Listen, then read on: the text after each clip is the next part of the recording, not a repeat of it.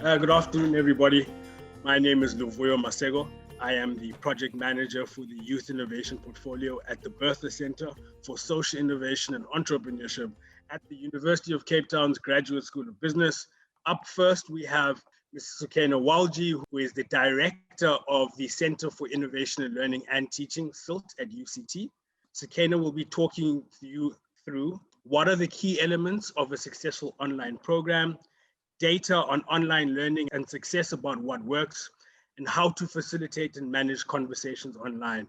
But before we move on to Sukena, I think it's just important that I introduce my partner in crime, Simnigiwe Kanga. She works with me hand in hand on the Youth Innovation Portfolio at the Bertha Centre. Hi, everyone. Thank you, Luvuyo. Great. I think it's also just important to maybe give an overview of the portfolio as a whole and direct you also to the Bertha Centre website, which gives you a good sort of overview of the priority projects for the Youth Innovation Portfolio across the year. Across all of the projects listed on the landing page of the portfolio, we are very much open to collaboration, particularly the last one, which is around the hosting of online, what we call collectives or webinars. We are open to hosting one every month. So if there's something that you were interested in that you think we may be interested in and you'd like to co-host together, please do drop Simnigiwe and myself an email. We are very much collaboration orientated.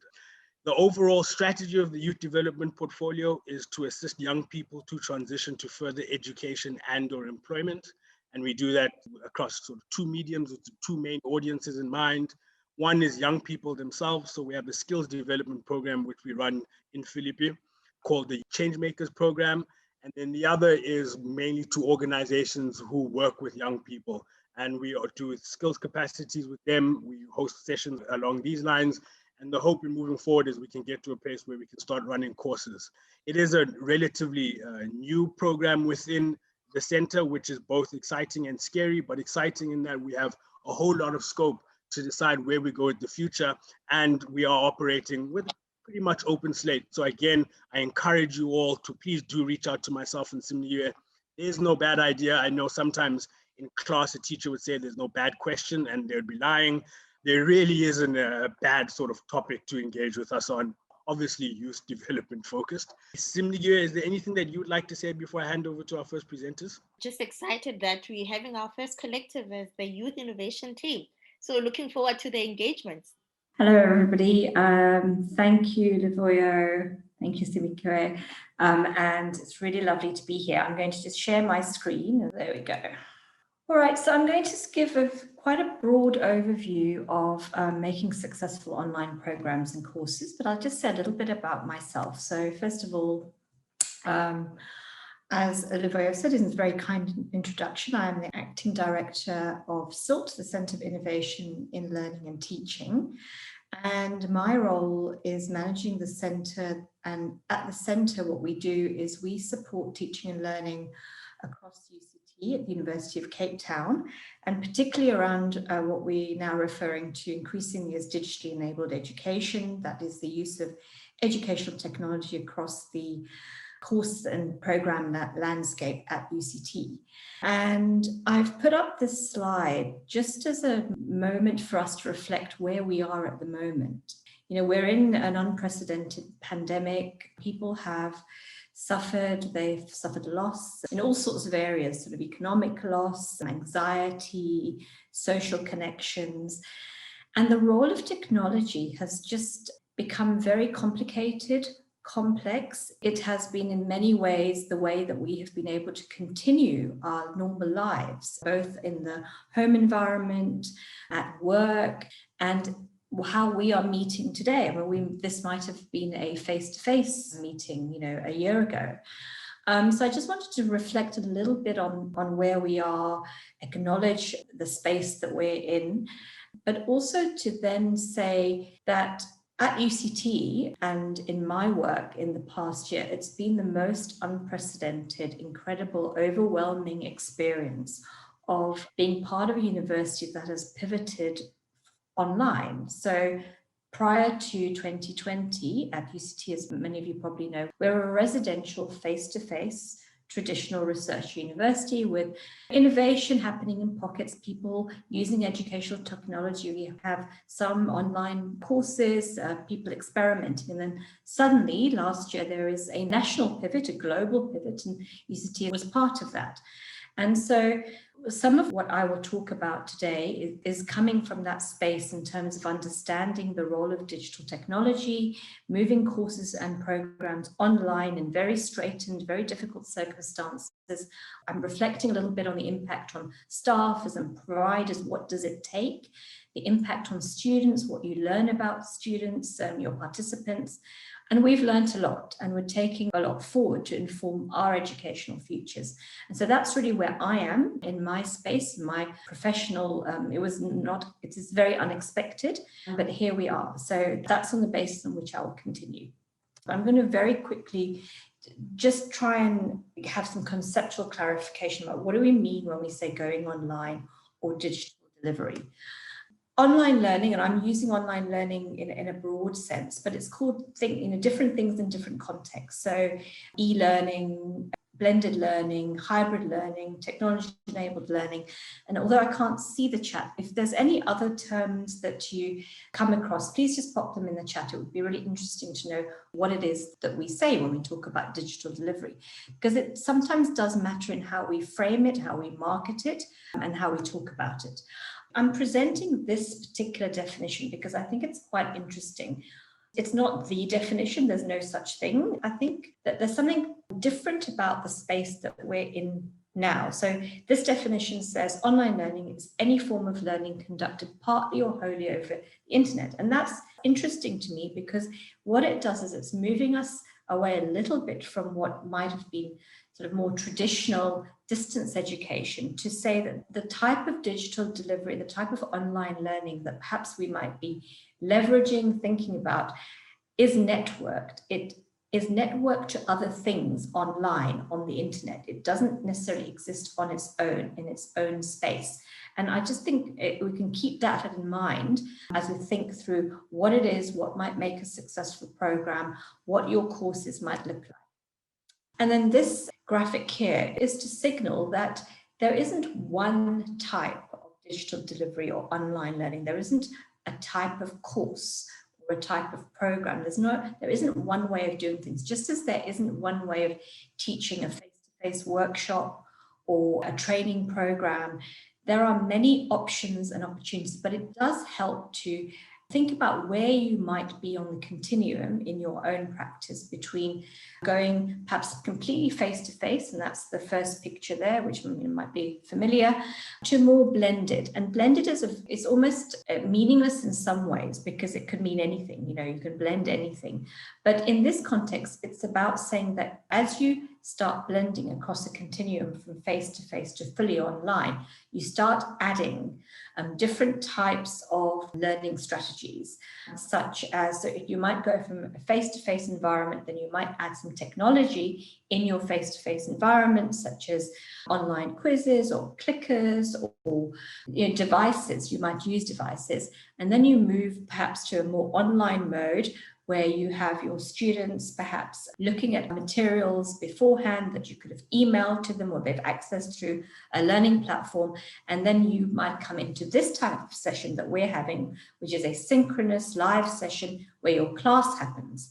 And so you might start blending and talking about a flipped classroom. And that's often used nowadays to signal a particular approach, which is that students or participants engage with content or activities and they come in prepared, rather than students going into a classroom, whether it's online or face-to-face, and being given content. And then you might move to a fully online where you never meet your participants in the same face-to-face. And I'm using face-to-face quite carefully because we could argue that this is face-to-face at the moment.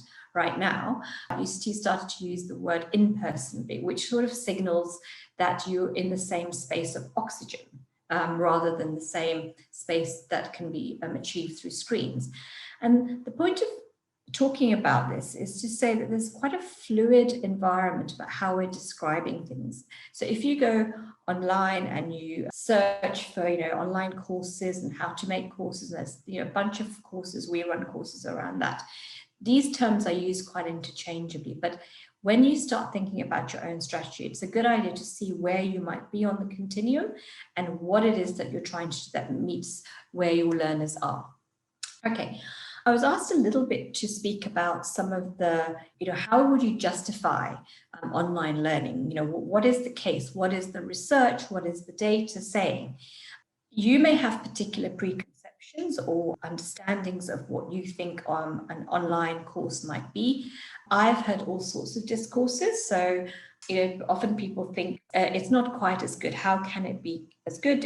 You can't see what people are doing, for example. You're not with them face to face or in person. And so it's often been seen as a second class or a second option, almost like a backup if you can't, meet in person or be able to deliver a face-to-face training or learning program. The research is fairly equivocal these days. I didn't put the research in this presentation, but I can share some of that in the slides later. But there is no significant difference in learning outcomes between programs that are delivered blended online or in in-person classroom format.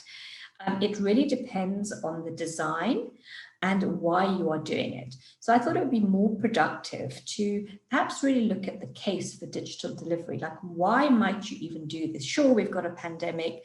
Sure, we're having to do this. There's a forced aspect to it, and certainly that's been the case at UCT for us. However, I thought, let's just run through some of the case for why you might have digital delivery. So who's being impacted? And it's both students and the providers. And by providers, it could be a training organization, it could be a lecturer, it could be an individual who is setting up or has an existing training program and wants to move it online. So if I go through what's in it for students, and I'm basing this on data that's come out both from our work at UCT, but also generally in the literature. So it's around flexibility. This is almost like the number one aspect about the case for digital delivery, delivering your programs in blended or online formats. The flexibility is both in terms of geography, so people don't have to travel to a particular place. People can connect regardless of geography, so that opens up flexibility. And then there's the flexibility in terms of time. So if your course or your program is designed in a way that allows students to study at times that suit them, so asynchronously rather than synchronously, or combines that, you're adding flexibility into your design, which is quite different from a type of approach where you have a class at 10 o'clock and it's face-to-face and you have to arrive and that's it. So digital delivery potentially, depending on design, gives flexibility. The next one is cost, and I've put that as sometimes because this is one of the most interesting conversations I have. There is a belief that if you move your courses online or digital, somehow it's cheaper. It'll be cheaper because you're not paying for a physical environment, or you don't have to hire a space, or you're not paying for buildings. So yes, sure, in that way it makes sense. But what we have found is that most of the effort in creating a good course experience is around the time it takes for the teachers, the teaching team, the designers to actually develop that.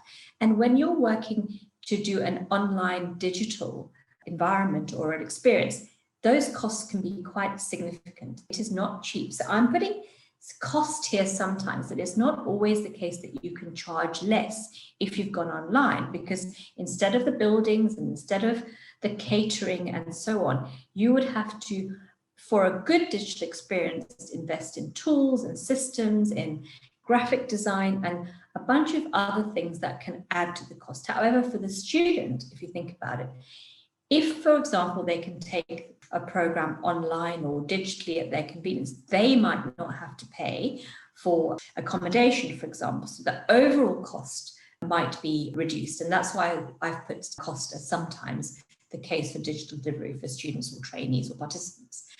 Variety, I'm referring to the different affordances of digital technologies that can give such different types of experiences compared to a classroom. So you can use virtual reality, for example, and more sophisticated types of technology. So there's potentially more variety.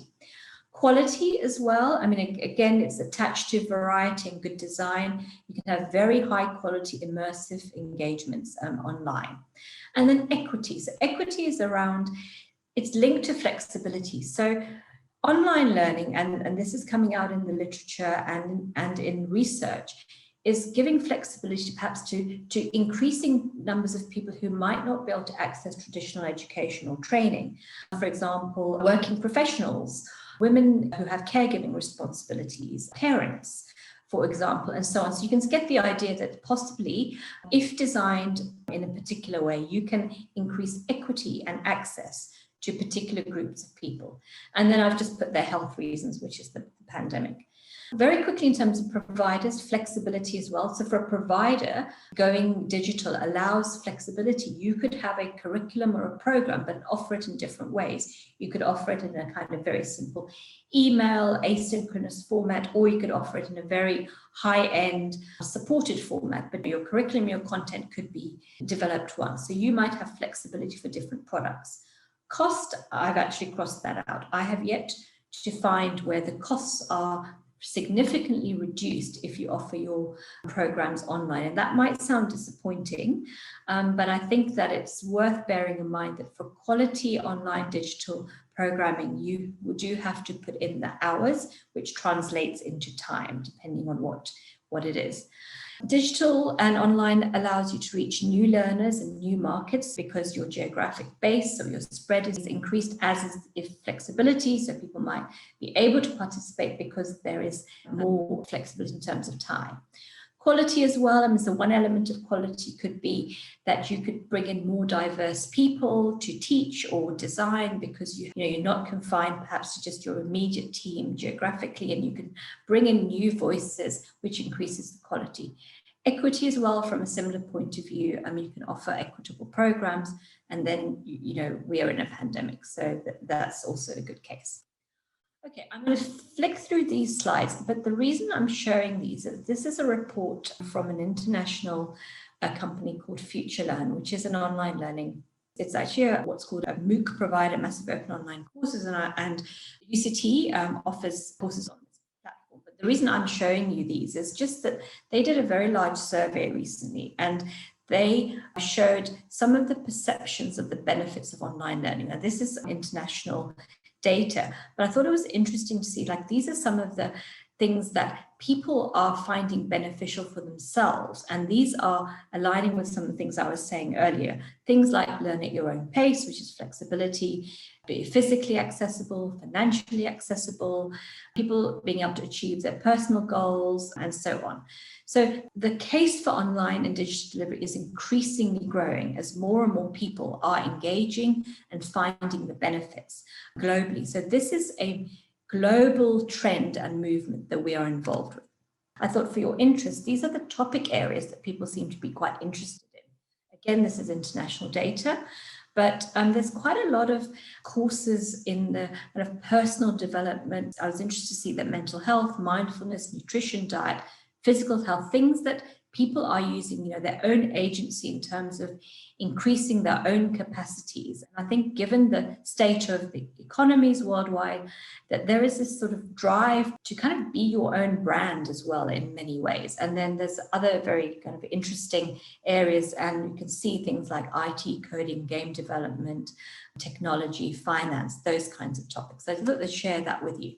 And then I just wanted to point you to this website. It's called Class Central. You might have come across it, but it's an online course aggregator.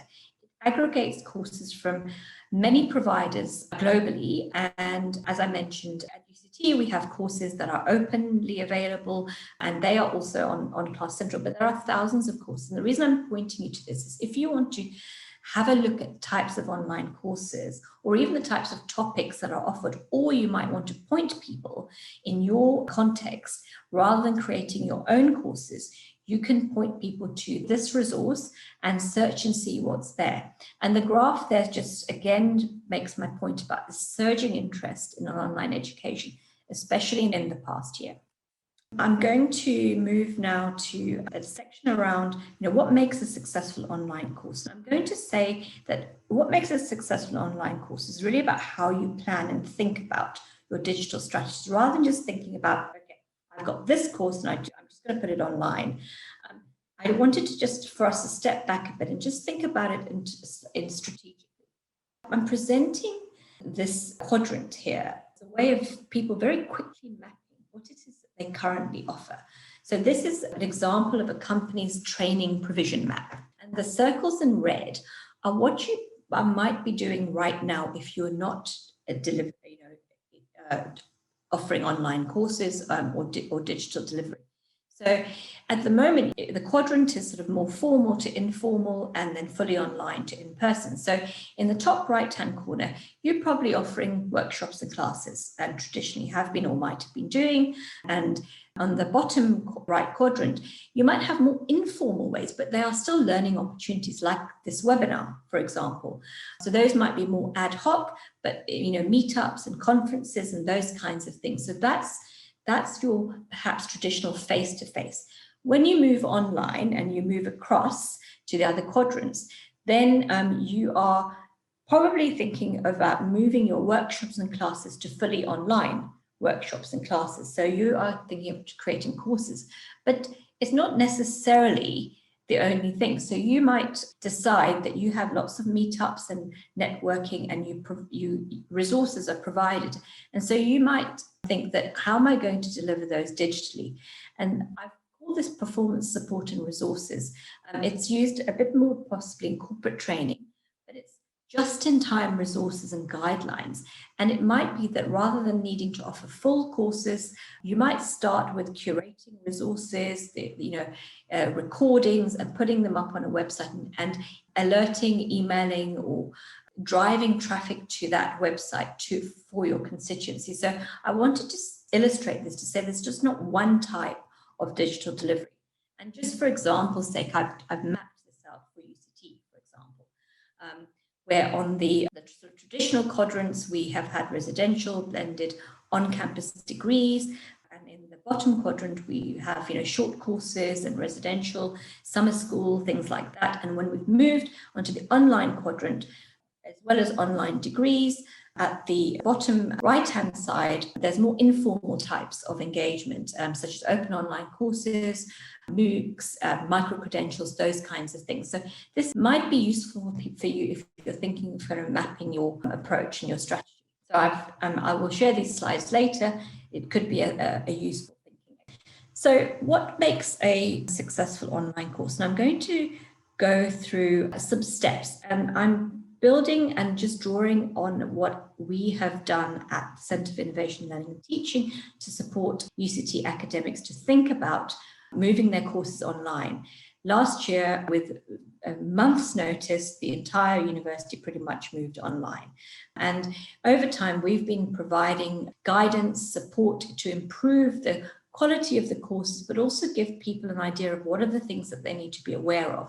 And so I'm using the same approach here, and the link is there, and you're very welcome to review and use any of the resources that we have provided. So first of all, getting started. So it's like you need to be aware, and I think Jason will be talking about this in more detail around technology and platforms. You need to know what it is, what tools you've got already, and what technology you've got that your learners will be accessing. So if you don't have anything now, you'll need to develop or build or license that infrastructure. You'll also need to know how to get to market and reach your audience, and that is your potential learners and participants. And to do this, you'll need to understand the context. And here it's been absolutely essential in the UCT context in the last year, for example, that we understood more and more where our students were. It was a lot easier when they were on campus in residence in Cape Town. Last year, residences closed, the students moved to their home environments, and their contexts were very, very different. There were students who had internet and Wi-Fi and connectivity, and there were students who did not. There were students who had conducive home study environments, a room to work with, a desk, a device. Other students did not. So understanding your learners' context in order to deliver the appropriate and equitable, inclusive learning was vital. And we did that through a whole sort of bunch of strategies around, student surveys, and then allocation of data to students. We couriered laptops to students who didn't have, and so on. And it still wasn't enough. It can never be enough, but it was an attempt to continuously understand the learner's context. We asked students in the survey how many hours do they think they would be able to study, given the difficult circumstance of pandemic, and then we reduced for last year the academic load to accommodate that. So generally it's around getting started, knowing your learners. And my advice to you, if you haven't got going, is to start simply with what you have, try small pilots and build up. Okay, the next stage is course design. What sort of course or experience will work for your learners if you're moving from a face-to-face, in-person to digital delivery? And there's a few kind of models here. Do you want your learners will they be okay with a self-paced where you put up resources and they really work through it themselves and you give a minimal type of interaction? Do you need a very structured course with clear deadlines, frequent check-ins? That's a very different type of design. Is your course going to be mainly asynchronous? So by asynchronous, it means students can work at different times. They don't all have to come together like we're doing now in order to fulfill the requirements of the course. So that means that you might do a design where you load different types of content and activities, students work in their own time, and there might be a check-in or some kind of assessment at the end of the course. Or is your course a very live event like we're doing here, and that it's almost as if you're moving your classroom in an online? And so your course design is something that you need to have in your mind before you can really build it. It's like having a foundation and a structure for a house before you can start decorating. Content. So I'm going to talk a little bit very quickly about content. Often when we think about a course, we're thinking, what do we need to give people? And you already have content, or you might ask someone to write content. So here are just some tips and tricks around online. So you have the opportunity to provide text, but also videos, multimedia, links, written instructions. The advice is short, bite-sized context, use multimedia where you can. Be aware that if you're going to be using video, that takes more bandwidth. And if you are, make sure you have transcripts and captions. So you're going to have to decide on a balance between the ease of updating text, which is easy to update. So if you've got content that frequently changes, you might be better off sticking with text, but videos really help with engagement. I mean, the number one type of learning artifact that people go to is YouTube by far to learn anything. I mean, if you think about us, if you quickly need to know something, you'll often Google something and you'll get a YouTube video, whatever it is. And just to say, there are many free resources already available, including free online courses. So you may not have to reinvent the wheel. This is the area where often gets forgotten because people are so fixated with content. What must my content be? But your content is only part of it. Giving people content is not learning. In the online space, learning is around engagement and activities. So the way that we encourage people to do is to think about designing activities where people do something. So the way I would describe it is with content, you sit back and you kind of absorb, and you don't really know what you're absorbing.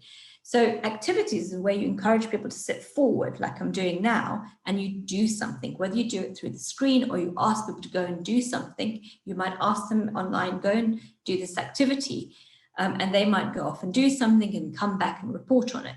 And the point here is just because it's online, the activity itself doesn't have to be online. For example, you can ask people to go and interview someone in their community and then write a blog post about it. That is an activity. That is a learning activity.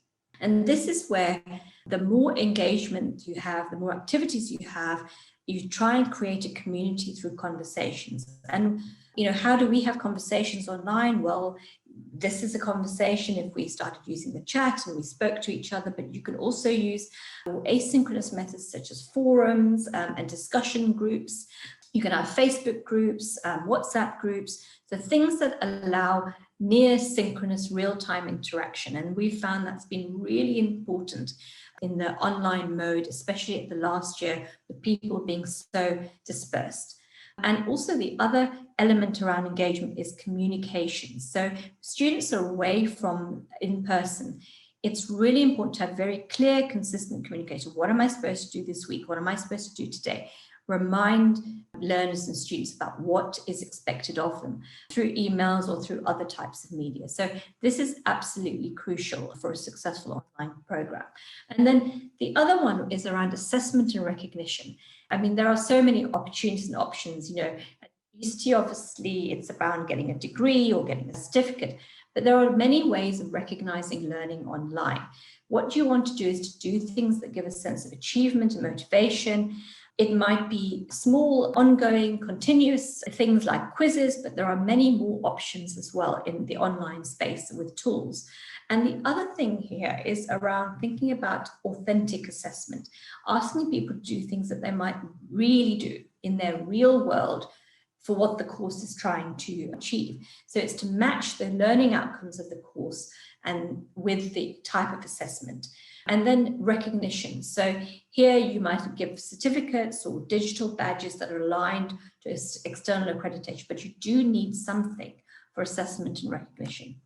I'm going to stop here. I'm not going to go through all this, but I'm going to share the slides. But this is a simplified course development process. If you are starting, or if you want to sort of have a checklist, and it's the kinds of things I've talked about, but in a little bit more detail. But the point is, it is quite complicated to work through a full course development program. But if you break it down and you have a teaching team, you can do a lot of it yourself, but you might need to bring in others. The top headings here are, you know, you need to be ready, you should do course design, your delivery, which is really your teaching, your support, which is how you're going to support your students, evaluation and maintenance, which are often forgotten. But if you're investing time, effort, and investment, you really need to do evaluation and maintenance. And I think one of the speakers later will be speaking about that.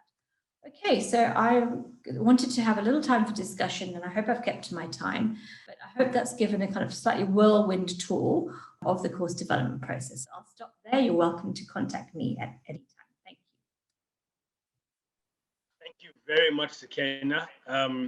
I know that with everyone's muted, but I'm sure there's a lot of warm rounds of applause going around. As I mentioned earlier, we are going to just create space for 3 questions at the end of each presentation to just offer a little break in between each sort of presentation, also give people opportunity to share their own inputs. The first question was, do you happen to know any research about learning outcomes in digital learning compared to face-to-face? And I think Jason could also speak to that as well. Over to you, Sakina. There is a lot of research now, and Livera, what I'll do is I'll send you some of that. It's, you know, to share with people. But effectively, the research is saying that there's no significant difference between blended and online learning, digital learning, and in-person, face-to-face, and that's fairly equivocal now. It depends on the design. It really depends on the effort. We're so digital now that it's almost as if we're saying, you know, is classroom learning any good, right? It's the same question. It depends how you've designed it, about how careful you've been. The only thing I would say is that for learners who are more vulnerable, who perhaps have not had as much opportunity in the schooling sector, who are coming in, who require more support, if you are going to offer digital learning, you have to focus more on the wraparound support and scaffolding. So it's matching the type of course design to the learners. So I wouldn't, for example, if you have got school leavers or people who are doing, say, bridging into further education, I wouldn't design a self-paced course, because they're not going to be able to go through that. It would probably fail. And we have research for those types of courses. But if you had a high quality scaffolded supported course with a course facilitators, people checking in on those, you are setting yourself up for a successful course outcome. So that's what I would say. Match your course design to your learners' needs. Thank you, Sakina. And the next question I have here is from Muhammad. What is the industry view of this format? Have we seen that employers are open to hiring people who have done online versus the more traditional, I'm assuming, face-to-face qualifications? That is a great question. And I don't have a clear answer to that, because I think the data isn't out yet so significantly. And in fact, one of my research projects at UCT is interviewing employers in South Africa to ask them whether when they see an online course on a CV, what difference does it make? So I don't have access to that data, but it's something that many people are interested in. However, having said that, though, I think in the last year, that slide I showed about Class Central was an indication that the increasing interest in online learning from participants is driving particular types of industries to be much more accepting. And that's because those organizations are offering online courses themselves. So for example, Google Coding Academy, for example. So I think in the tech space and the coding space, it's very acceptable to have an online course or program on a CV. And I think that it is growing as the reputation of online providers, online courses grows. But that is a really great question. And I think the research is still a little bit emergent around that. I too, Muhammad, would be very interested in that. Next question from Jill. Are we missing out on the significance of education beyond just information or knowledge shared? What about the social aspects of learning, i.e. the university experience, navigating campus, commuting, engaging with your classmates? And then the second part of the question is, how do we include the social into this platform? Yeah. Also great questions and things. So my first response is that the university residential experience is very unique. And no, we are not trying to replicate that. We can't. You can't replicate the feeling or the socialization aspects, especially for young people. And it's really important because it's where you build your networks, your connections, your capital. So I'm not saying that. And in fact, at UCT, we are not in the long term planning to offer fully online undergraduate degrees, for example. But we do see the opportunity in postgraduate space because we're looking again at working professionals who may not be able to access any other point. So here, I would make my point again that you look at your learners' needs and you develop digital strategies accordingly. So I agree with that completely. You wouldn't replicate that. However, having said that, you may be giving more access to people who would not have had any educational opportunity either. So I think in the future, there's going to be much more hybrid blended models. And I'm seeing in the conversations I'm having globally as well, that people are thinking maybe it'll be that you spend 1 year on campus and then you can be much more flexible and have 2 years and you might have 6 months in industry and you build your portfolio and your different types of networks that way. So it's designed in, but you might not necessarily need all 3 or 4 years in one place because, we have so much more flexibility now. So I think you can think beyond whether it's all online or all on campus to actually think, well, what might be even better going forward for particular types of students? Thank you very much for that, Sakena. I do notice that there are a few more questions, but as I said, we're just keeping it to 3 at the end of each discussion to create time for the next sort of presenters. Just to also mention that starting towards the end of April, ourselves at Bertha Centre and Capacitate will be hosting a series of conversations around tech for good, in which we will be taking some of the content that was going to be discussed in this platform and just creating a longer space for us to have more sort of nuanced, in-depth conversations about all of this. We will, at the end of this webinar in the next few days, be reaching out to you to also just get what the main need is so that we can ensure that whatever conversations are being had reflect what is wanted within the wider space. So I'll pass over to Jason. Jason was one of sort of my thinking partner in crime on this piece of work. He is the head of intelligence and technology for development at Capacitate, and I'll hand over to him. Thanks, Leboyo, and thanks to Kenneth for that in-depth intro. Hi, everyone. So as Leboyo said, I've been working in the development sector alongside Leboyo and a number of other organizations for the past 15 years. And our focus really is on the use of technology to support development outcomes. In addition to that, we also focus on data for development and also the support of social enterprises and emerging enterprises in the sector. So the session today that I'm going to be focused on is specifically on the use of technology and e-learning to manage a delivery of a program. So what I'm going to be speaking about specifically is that migration. So we've had some background from Sakena on the landscape itself when it comes to e-learning and to digital delivery and digital learning. But I think what I wanted to focus on in this session was really how we manage a migration. So many organizations have existing programs and platforms, and they're delivering these to young people in communities across the country and across the world. And now, especially under COVID, we're forced to fairly rapidly pivot. So the session today is really looking at how we can manage that digital migration. Also then, as we're managing that digital migration, how we can ensure that we're still able to reach the primary objectives of our organization or of our particular program. So to start with, I'm going to be looking specifically at some of the definitions that we would expect to see within this digital landscape. Some of them Sakena has already delved into, so I won't spend too much time on those, but we'll do a breakdown. There are many more concepts and terms that are used within the digital learning context, and my presentation has some links to some of those additional concepts and terms. But to start with, I think one of the key areas is the notion of synchronous and asynchronous learning. It came up in discussion with Sakena as well, and really looking at how the delivery of learning is managed across a digital format and the engagement between the facilitator and also the learners. So asynchronous learning allows learners to train individually, allowing them to complete courses at a time, place, and pace that suits them.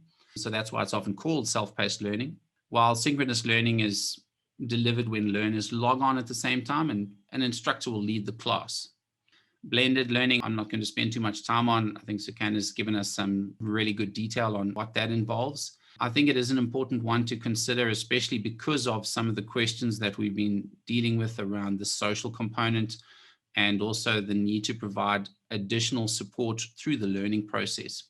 Cloud is often a common term that's used alongside of learning because that's usually where the content is held, and it speaks to the on-demand availability of computer resources through the internet, especially things like data storage and computing power, without having to directly manage the infrastructure yourself. So the simplest of these would be, for example, the hosting of your website. So somewhere where you store your content and manage the content online. Content authoring. Sakena has mentioned some of that detail around content authoring. Really, this is the development of the content for a particular learning curriculum. And as you said, there are multiple formats here and multiple tools that we can use. We're seeing an increasing number of platform capabilities that allow us to really easily and cheaply develop and deliver new kinds of content like 2D animation and even augmented and virtual reality. Next, we have a CMS or a content management system. Anyone that has a website of any description would be familiar with the CMS, and the most common of these being the likes of WordPress, which is fairly ubiquitous when it comes to content online. E-learning, as we've seen, a number of different definitions and classifications, but really we're looking at here the delivery of learning and training through digital resources. So not just online, but also potentially offline digital delivery as well. The LMS, which is also one of the most common terms that you will come across when looking at the delivery of your learning through a particular platform. And this is a learner management system. And it's important to differentiate that from your content management system because it's more than just managing the content. It's actually managing the learner's journey and their information. Next, the knowledge base. This is really a content repository with a range of learning assets. Microlearning is increasingly a trend for delivery to young people, in particular because of the shifts in attention span and time and access, as well as things like connectivity. And this is really bite-sized, focused bursts of content where each unit or module focuses on an individual learning objective. We also then have MOOCs or massive open online learning. So those are courses aimed at unlimited participation and accessible via the web. Moodle is a common platform that you will also find when considering systems for the deployment and management of your learning. The podcast, as Voya said, that's audio content, often as a conversational delivery. The POPI Act is a fairly important one to consider. not just for online learning and for digital delivery of content, but in many aspects for the way that you're managing users' information or participants' information or beneficiary information within your organization. And certainly as you're starting to migrate towards digital resourcing and online system management, it really is a key consideration as we start to see the enforcement of both the POPI Act and also the Freedom of Information Act. So there are some key considerations in looking at how you manage user data. I'm not going to spend too much time on SCORM and XAPI, which is really just the standards around interoperability and the structure of the learning content. I do want to speak about software as a service, because in often cases, the best option for getting to delivery as quickly as possible. So software as a service, it's in essence renting a piece of software on a monthly or an annual basis that will allow you to develop and deliver your content through a learning process. And then finally, I'm just going to talk about the importance of user interaction, user interfaces, and user experience. So your UI and UX. In particular, as it relates to young people, there is a really important focus on how the content is delivered to the young person, what their journey is through the system that you choose, and how they're able to interact with your content and also with each other and facilitators. So that user interaction and user experiences is really important. As I said, there are a range of different definitions and concepts that you would need to consider when looking at your migration of your program. As I said, I'll include these within the presentation that will be available a bit later. As we're moving on to look at the program integrity, and again here, we want to make sure that you're able to transition into this new world of online or digital delivery without sacrificing the value that you already have within your program. So important to note, it's not simply a matter of converting your existing content to go online. That said, e-learning is not a silver bullet for providing access to information at scale, and migrating from an in-person program to online or digital delivery is, as Sakana said, a fairly long and complex process. But what we need to do is start with recognizing that the change in format will change the program dynamic. So it means that the way that we're engaging with our beneficiaries and our partners currently is going to change. We need not to hold on to the way that we were delivering previously and allow that to hamper the new format that we're looking to implement. Digital migration is very much a team activity. As Taryn and Chris will talk to a bit later, it requires collective buy-in and support. You're going to need champions that will have to be upskilled themselves, will have to accept and adopt this transition that you're going to be driving. Next, it's important to review your existing content and your delivery process to be sure that you consider the value that in-person engagement added to your outcomes. And here we're talking about those things that are not content related. They may be informal engagements, interactions between facilitators and participants within a program, and interactions between the participants themselves. Where possible, it's important to look at how you can replicate or emulate these functions. There are a number of technologies that can help you with that process. Things like online chat rooms, forums, a range of chatbot capabilities, live facilitation and support. These technologies allow you fairly easily to extend the engagement with participants online. They're also important tools to be able to facilitate and coordinate any interaction that may happen outside of the core program delivery. Next, you need to look at revisiting your theory of change, ensuring that your outputs and your outcomes are updated and aligned with your program objectives. In the change of format, there are inevitably some shifts in the way that you're measuring your delivery and also measuring your outcomes. The outcomes is an important one to consider because what we're ultimately looking at is showing the change that we're able to achieve. And we'll speak a bit more about this when we get to the monitoring and evaluation component. It's really important that you understand, as Sakana said, the context, the learner and the staff constraints around managing a digital delivery, in particular, things like connectivity. Connectivity within the South African context is a fairly serious problem. The cost of data, the intermittentness of signal, And the range of options that are available for connectivity can form a significant barrier to accessing your content and also driving engagement with your base of learners. As I said, the digital tools for social interaction and engagement alongside of your core learning facilitate the conversations that happen around your content and often are key to enhancing and improving the learning outcomes that you're looking for within your program. So what are the key considerations when we're looking at digital migration? I want to start with something that I've been looking at quite significantly over the past few months, which is technology acceptance. And that really is founded on a fairly detailed framework and base of theoretical knowledge that looks firstly at how a particular individual perceives the technology with which they're engaging. This links to their perceptions of its usefulness, its ease of use, and their own attitudes towards use. And this technology acceptance model was really the foundation for a lot of the early work around driving adoption and usage of technology. This has evolved over the last few years and become considerably more complex as the various models have looked at the range of components that can contribute towards the adoption and use of a particular piece of technology and the end success of that implementation in either delivering content or providing capabilities for a base of users.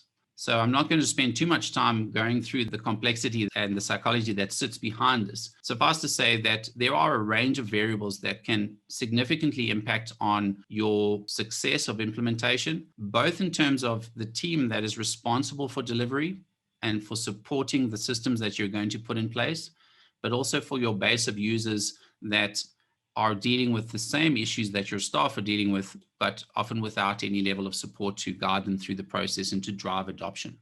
So really, it comes down to looking at how easy you can make the system to interact with and how you can reduce the barriers to access and engagement through the system that you're implementing. So coming back to those key considerations, as I said, technology acceptance and adoption. Next is planning and preparation. Again, I think that Chris and Taryn will speak to this at length. The importance of planning your migration, planning for your content, ensuring that you fully understand your learners, how they're going to interact with your system and content. It's important also to map out your learner journeys and the content that you're going to need.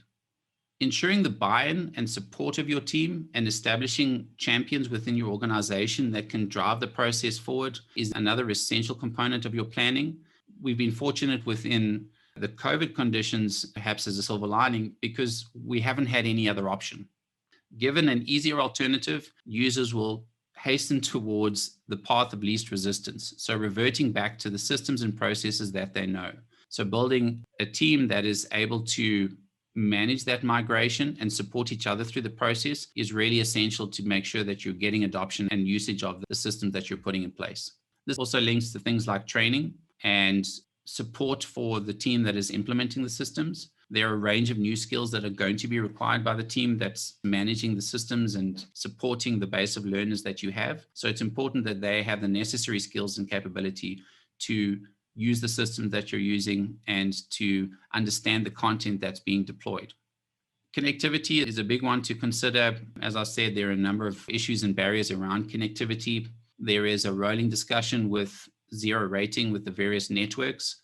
Having discussed the process with a number of partners that have been successful in getting zero rating, their impressions are that it's not an easy road.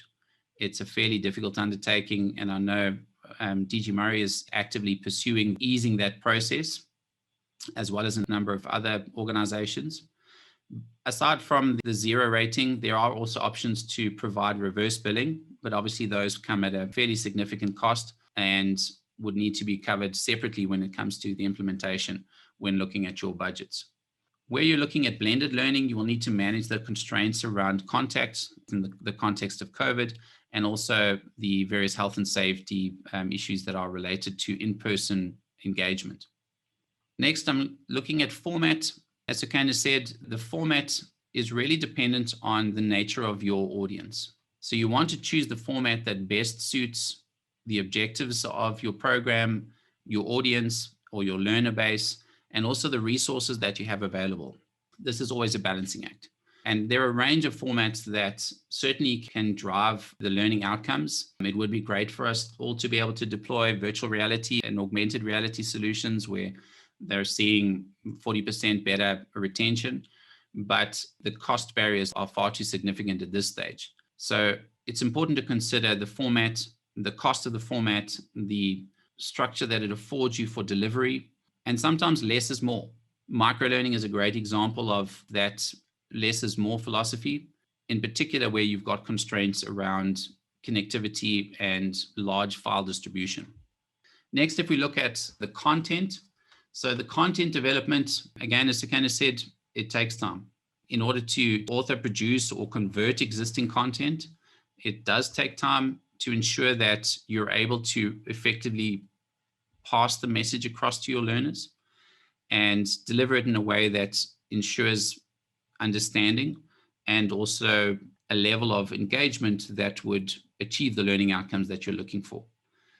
Key here, I think, is to remember to test as vigorously as you possibly can before launching. Often there will be a pool of users that you can call on to test the content. Similarly, when it comes to your system itself, really important to test as far as you possibly can. The user feedback that comes from engagement with content and engagement with the system really can't be replicated in a structured testing process. System selection and deployment. This also can be a difficult process with so many options available. While you want one that meets your immediate requirements, it's important to be able to grow and scale with your system, both in terms of the functions that it provides, but also the traffic and the volume of learners that it can accommodate.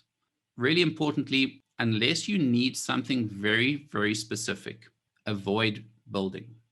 Custom or bespoke development is not for sissies.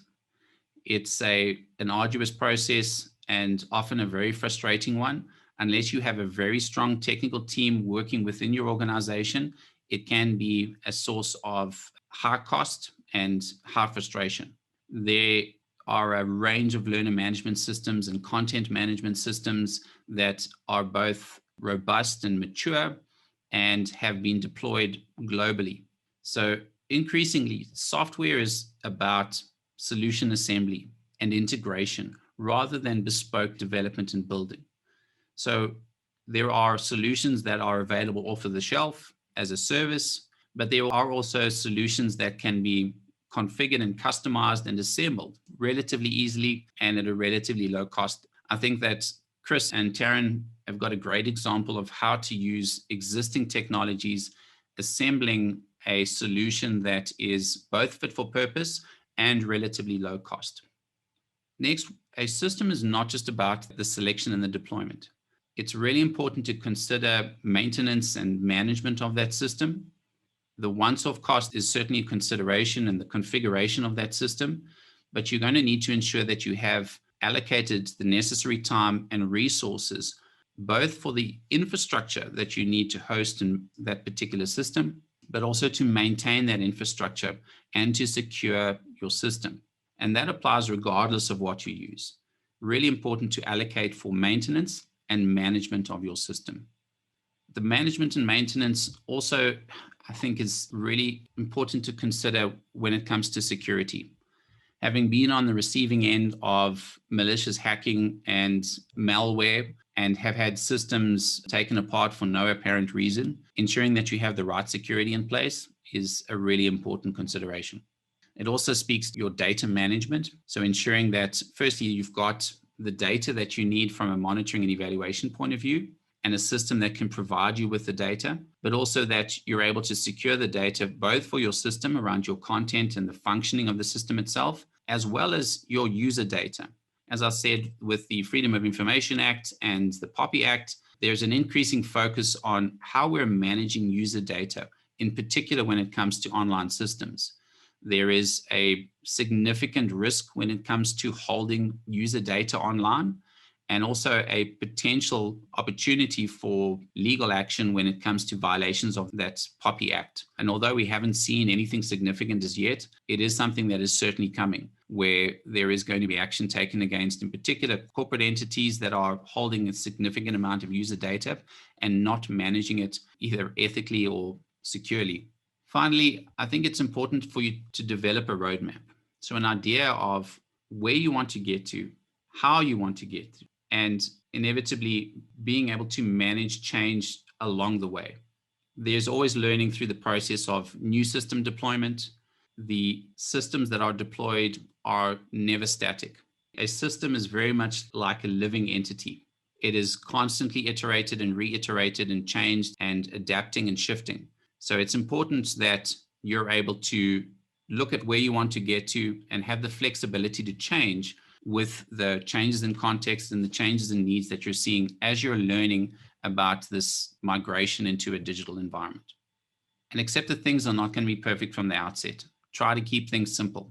If at all possible, the mantra for me is always the same. It's all very well to think big, important to start small, but most important to start now, especially within the context of the urgency of providing access to skills and learning. Speed to market is a really critical consideration, both in terms of the systems that you select, the interaction that you're designing to keep it as simple and as accessible as possible, and also providing a range for scale. Monitoring and evaluation, I'm sure for all organizations is both a critical issue and often a painful one. The benefit in moving onto a digital format is that you have an opportunity to accumulate significantly more data points.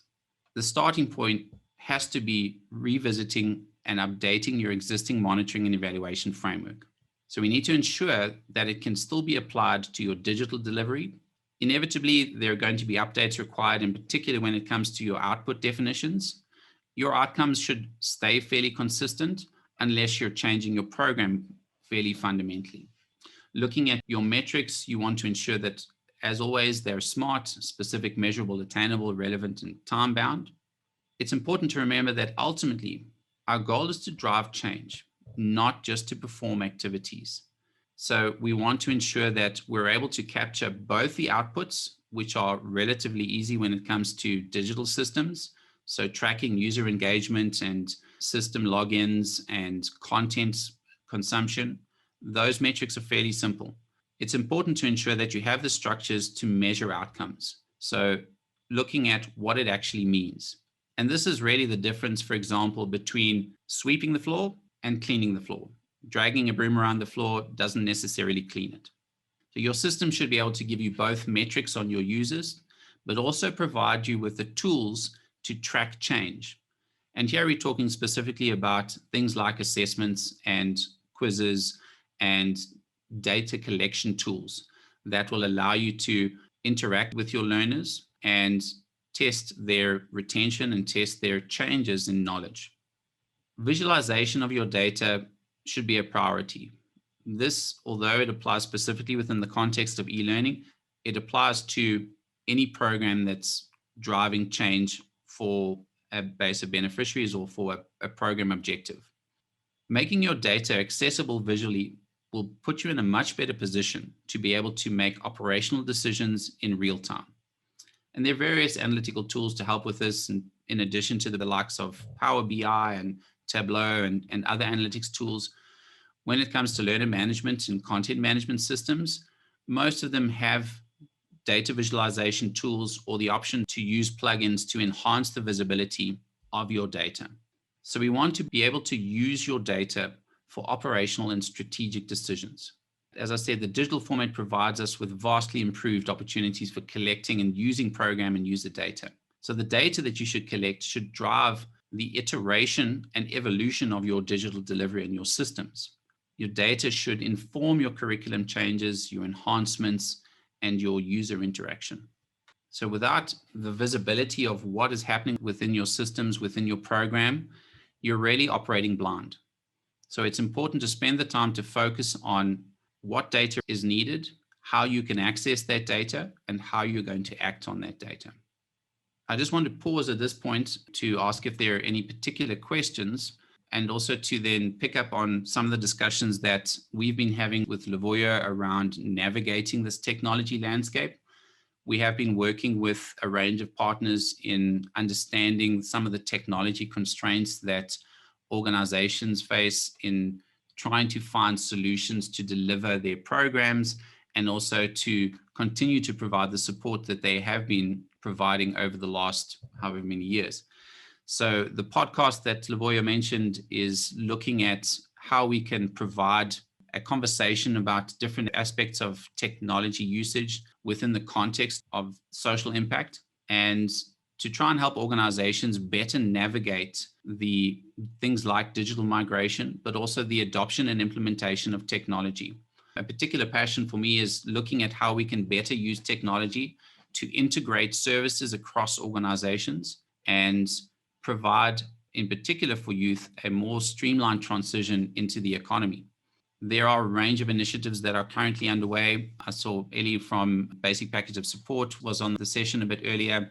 The team at Youth Explorer are doing some fantastic work at consolidating the range of services and allowing those to be accessible to organizations and to youth themselves.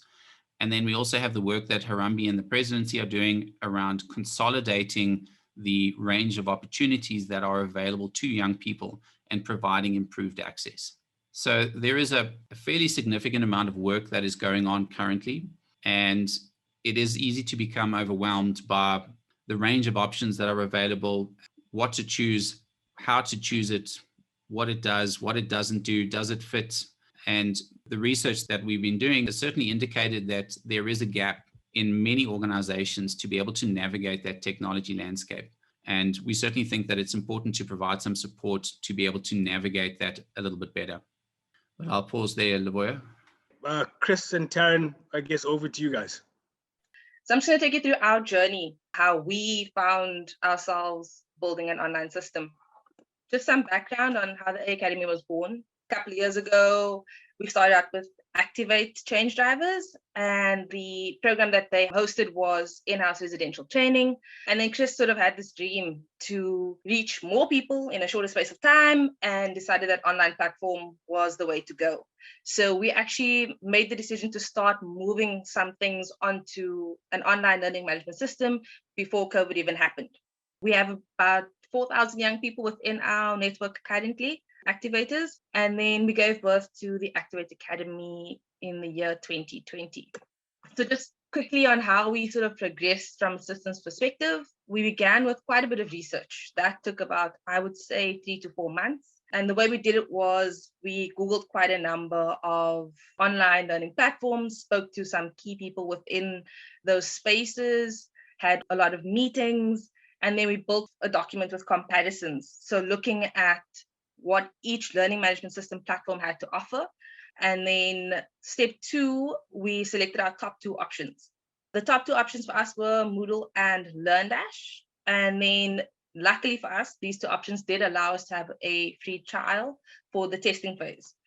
We then began testing phase. We built a mock academy course with all the bells and whistles of what elements we knew a course would require from our perspective.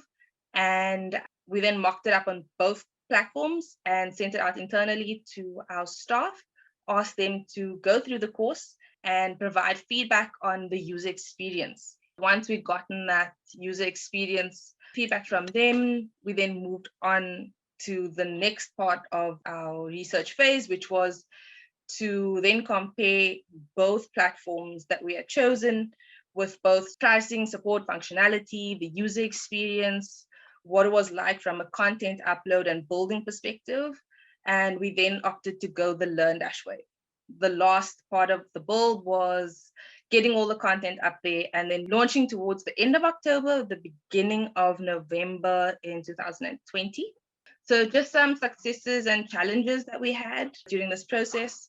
Our website is user-friendly. It's nice and clean and neat and tidy.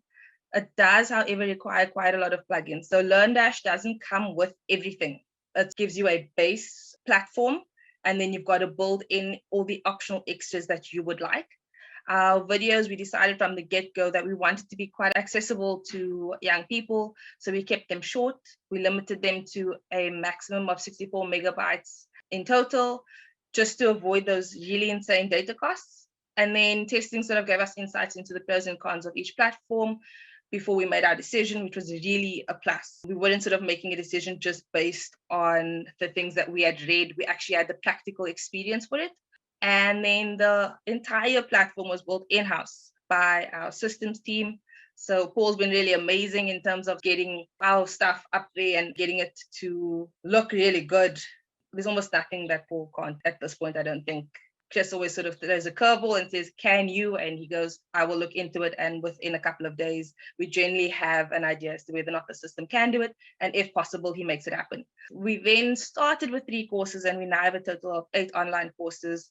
Our courses are a mix of a longer course as well as short courses. So we've got, for example, a CV writing course, which you could possibly do within the space of 2 hours. And then we've got courses like self-care, leadership, and turning ideas into reality, which complete over a couple of weeks. So challenges, our courseware is free, however, there are data costs. So unfortunately, zero rating is not quite a thing just yet for us. It is something that we are looking into. We are trying to find ways of building our courseware so that it is completely free without the data costs. It has been quite a challenge. As stated, LearnDash has quite a lot of plugins. And then one of the things that we found on the initial build was that the videos took up quite a bit of space, and we ran out of space on the website. So we then had to move all of our video content anyway over to Vimeo. And currently there's no offline option. So there's no way for somebody to download the entire course and then complete it in an offline manner. Then we've got the content production side of things. We utilized Archer's methodology, which comes from Chaos Pilots. And I'm going to hand over to Chris here to give you more of a insight into what Chaos Pilots and Archers is, because he is a master archer himself and has actually done the course to become a master archer. Chris, you're on mute. I do apologize. When I was saying a nice warm welcome to everybody, I hope everybody's good. Thanks, Tief, for kicking us off. Yeah, content, a big part of our conundrum was our ability to create really good content. And I think this goes back to some of the questions raised earlier as well about social and emotional learning. We really needed to balance out, our history is deep residential training. So young people would come into a residential experience and they would be with us for a week or 2.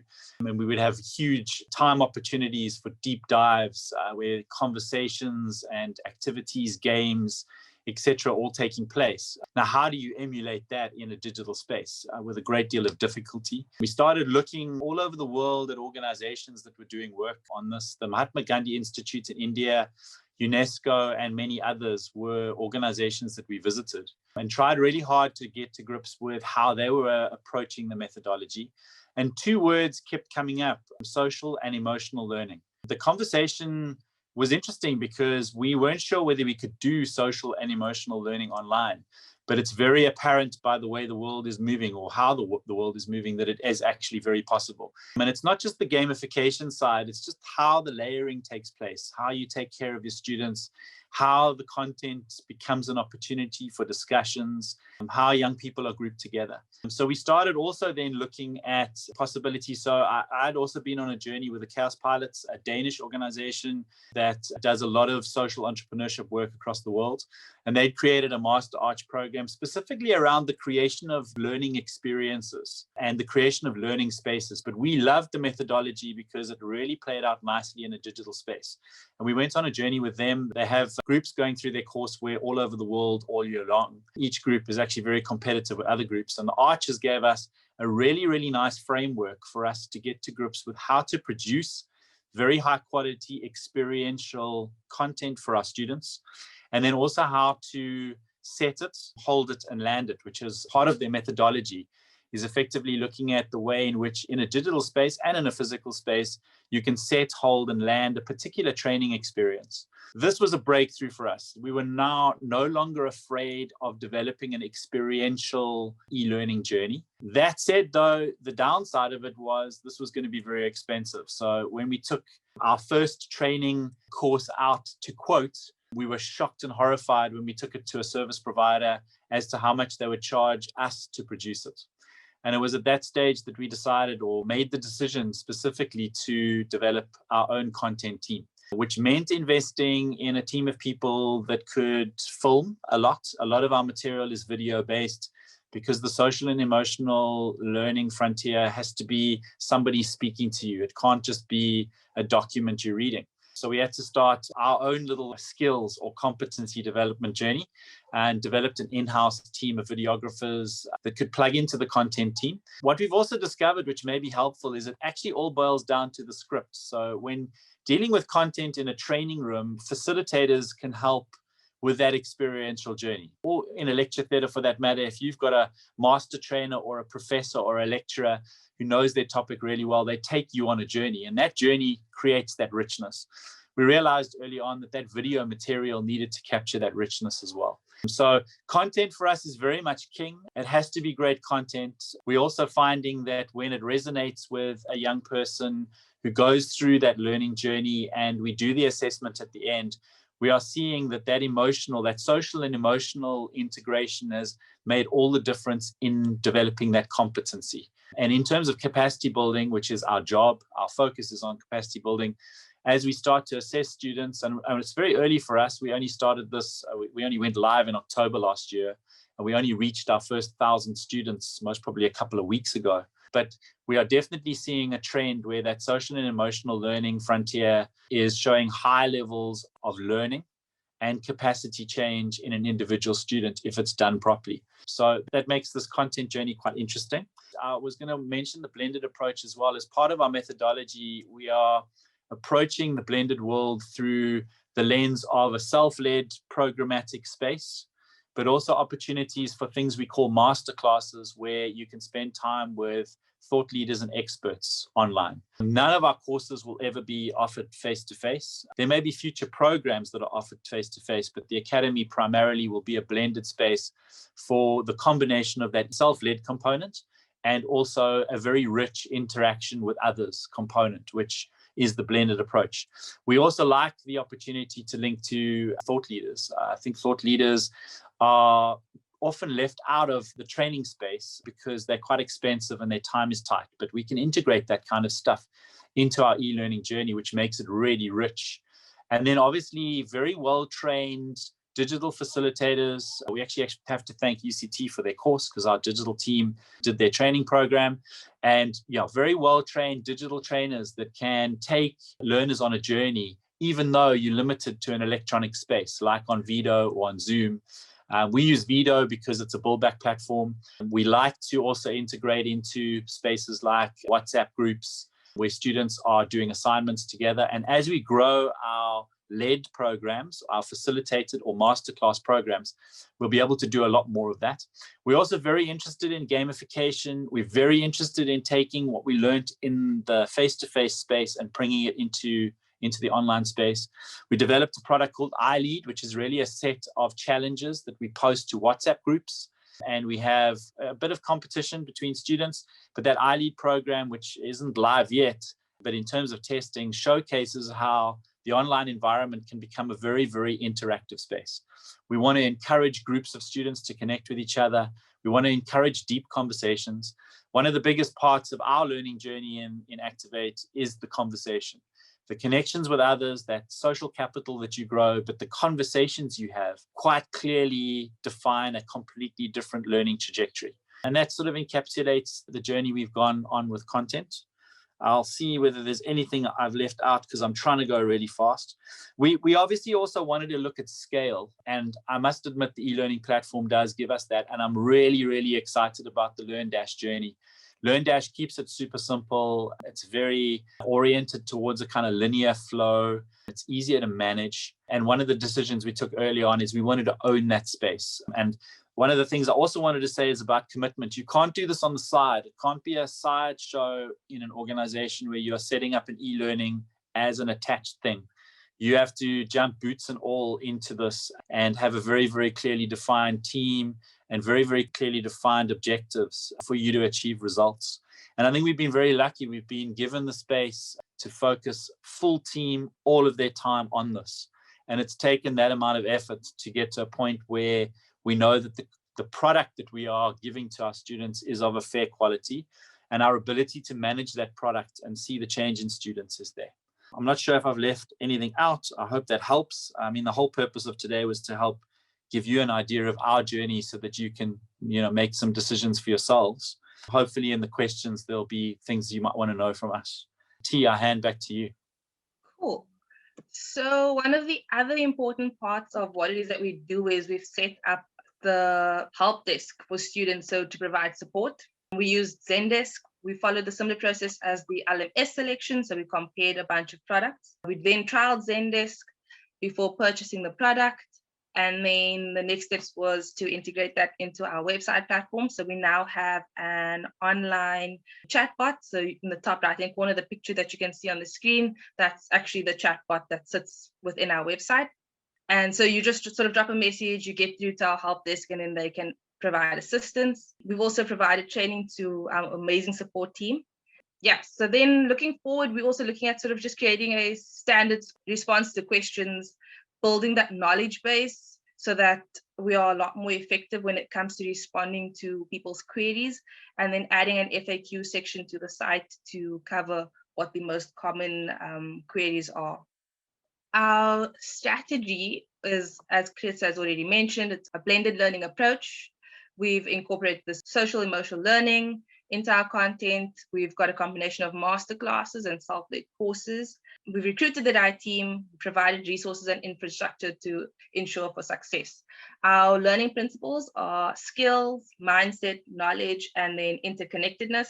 And everything that we do encompasses those four main principles. And then where to find us. So you can get hold of us at the website, www.activateacademy.org.za. We have a Facebook, we have a LinkedIn, and then we have an Instagram as well. So please feel free to get in touch or go onto the website and register yourself, maybe do a course or two. They are really exciting. Yeah, that's me. So I don't know if there are any questions. I don't know, Chris, if you want to add anything, if I've missed anything. No, I just wanted to add, I saw a few questions about the arches, or a question about the arches. I'm super happy that I can connect with anybody who's interested in that stuff afterwards, or alternatively send off some additional information to Luvuyo and team. So I just saw that, but otherwise I've got nothing to add. We can just go straight to Q&A. Thank you to both Chris and Taryn. I know you felt a little bit rushed. I really appreciate it. You still went through it in a manner that was very easy to understand, and just want to congratulate you first and foremost on the great work that you guys are doing there. It really has been great to get to know you guys and to meet you guys and engage with you over the last month and a bit it's been. And so just shout out to Jason for facilitating that connection. Before we leave, maybe quick round of a few questions. Just want to double check if I'm not missing anything. Again, thank you very much for joining us. We will be sending out the slides as well as a recording of today's session within the next week. Please feel free to also share more questions with us or the team, and we'll see what we can to get those answered. As Jason mentioned, we are also setting up a Tech for Good series of podcast discussions, hopefully starting at the end of April. So that's also another opportunity for you to plug back into the conversation. We will do our best to also have both Chris and Taryn on board so that we can also use that space to go a little bit deeper as discussed earlier. Aside from that, that's basically it. Just want to say another big thank you to our presenters. Just a goodbye wave for myself and the team. Thank you very much. Yeah, thanks, Luvuyo. Thanks, Luvuyo. Thanks, everyone. See you on the other side. Cheers, Jason. Bye. Right, good chat soon. Ciao.